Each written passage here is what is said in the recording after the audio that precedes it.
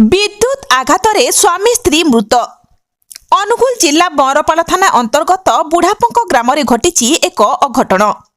विद्युत आघातरे दंपत्तींकर मृत्यु घटी। दंपति द्वय हेले बुढ़ापंक ग्रामर रथ नायक एवं तांको स्त्री कागज नायक बोली जଣାपड़ी। सूचना जे बुढ़ापंक ग्रामर रथ नायक एवं तांको स्त्री कागज नायक घर बाहर एक नूतन घर तैयारी करुथिले। आज अपराह्न समय तैयारी घरे पानी पकाई सफा करुथिले। सेही घर भितरे एक तार पड़िथिबारु जहा फଳରେ सर्ट सर्किट होइतिला।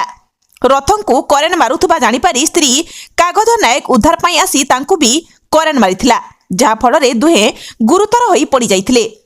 परिवार लोके एहा देखि संगे संगे दुहींकु उद्धार करी जिला मुख्य चिकित्सालय रे भर्ती करिथिले, किंतु चिकित्साधीन अवस्था डाक्तर दुहींकु मृत घोषणा करिथिले।